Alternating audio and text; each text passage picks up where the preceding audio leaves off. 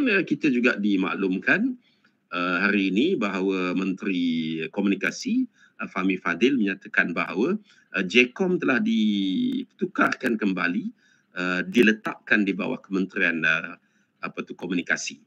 Kerana kita tahu sebelum ini JKOM answerable ataupun dia bertanggungjawab kepada Jabatan Perdana Menteri. Dan saya kira kita sangat mengharapkan dan berdoa agar JKOM ini diperkasakan, JKOM ini menjadi shield ataupun perisai kepada kerajaan, selain daripada dia menjadi pundak ataupun menjadi busar panah. Planning a trip to Gold Coast? Explore the culture. Explore the food. Menjadi anak panah untuk menyerang balas mereka-mereka yang sentiasa mencari ruang dan juga peluang untuk memburuk-burukkan kerajaan, memfitnah kerajaan dan sebagainya. Sebab saya ini pandangan saya lah, saya tidak nampak apa peranan JKOM selama setahun ini. Kan? Saya tidak nampak.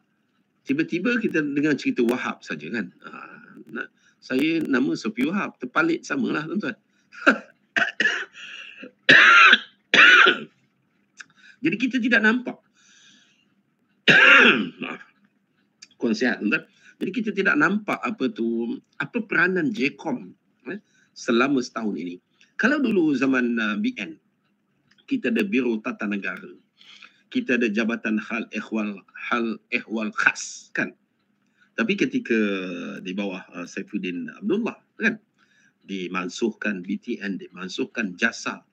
Tapi tidak digantikan ataupun tidak di-rebrandingkan dengan sesuatu jabatan baru yang mengambil tanggungjawab untuk membrainwashkan kepala otak rakyat dan sebagainya. Bukanlah kita nak memutarbelitkan fakta dan nak brainwash rakyat itu, tetapi kita nak menjadikan sesuatu, contohnya JKOM itu, sebagai jabatan yang mampu untuk menyampaikan maklumat kepada rakyat dari angle yang berlainan dengan RTM ataupun Jabatan Penyiaran.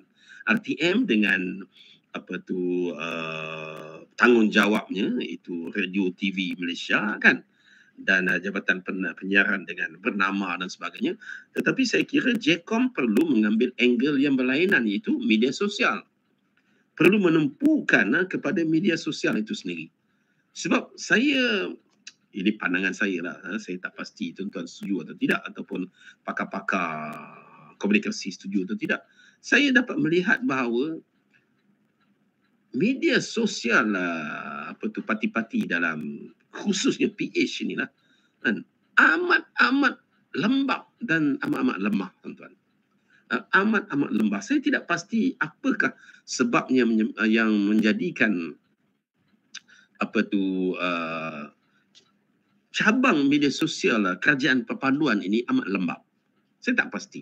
Adakah disebabkan oleh tidak adanya seorang yang berwawasan, seorang yang tegas, seorang yang berprinsip, seorang yang kreatif dan juga skillful, kompeten untuk mengepalai cabang media sosial ini, kerana sekarang ini orang dah tak baca surat khabar. Orang dah kurang tengok TV. Orang beralih kepada media sosial. Kan kita ada TikTok, kita ada X, kan? Twitter, kita ada Facebook. Facebook pun dah kurang kan? Orang dah mula beralih kepada TikTok dan sebagainya. Dan mengapa saya kurang faham atau saya tidak faham mengapa kerajaan perpaduan mengambil enteng dan mudah terhadap dominasi Perikatan Nasional PAS dengan mendominasi media sosial ini. Dan bukalah media sosial, khususnya TikTok. Sama ada ketika proses kempen pilihan raya, contohnya PRK Kemaman baru-baru ni. Tuan-tuan bukalah, tuan-tuan scroll tengok. Kan, tuan-tuan scroll, tengok berapa banyak live ceramah PN, berapa banyak ceramah BN ketika itu. Dan cuba tengok berapa banyak influencer PAS yang buat live secara sendiri, yang menyebarkan info-info serangan-serangan kepada kerajaan perpaduan kan, memanglah agak kurang dah mereka, tetapi kita kurang sangat menjawab. Sedangkan isu lama iaitu yang melibatkan agama dan perkauman itu dimainkan sejak PRU ke-15, sebelum PRU ke-15 lagi, tapi isu-isu tidak berjawab, tidak dijawab di dalam media sosial itu sendiri, yang menyebabkan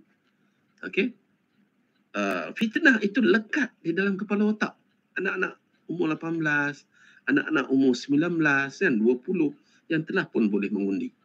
Jadi saya tidak pasti apa sebenarnya pandangan pihak kerajaan, parti-parti seperti PKR, Amanah, DAP, UMNO itu sendiri tentang kepentingan menguasai media sosial ini. Sebab saya tak nampak keseriusan mereka untuk mendominasi media sosial ini. Jadi saya mengharapkan dengan pembentukan kabinet yang baru, rombakan kabinet ini, JCOM itu sendiri, saya tak pasti juga sebenarnya tuan-tuan, apa job description JCOM itu, ataupun apa objektif penubuhan JCOM pun saya tak pasti. Kan? Jadi kita tak tahu apa tugas khususnya, apa objektif penubuhannya, dan kita pun tak tahu. Jadi saya lebih mengharapkan supaya JCOM, mungkin salah satu cabang daripada JCOM punya objektif penubuhan, ataupun mungkin dia punya tanggungjawab dia ialah mendominasi media sosial.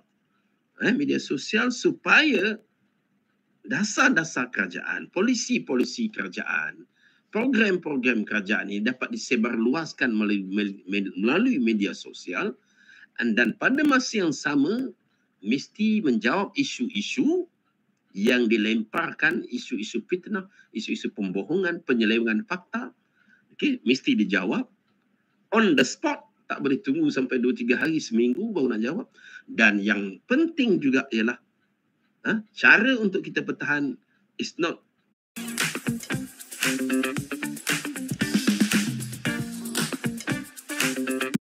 just answer the issue, but we have to attack. We have to attack back. Kita mesti menyerang balas. Itu cara pertahanan yang baik. Itu kita serang dia, serang kita serang.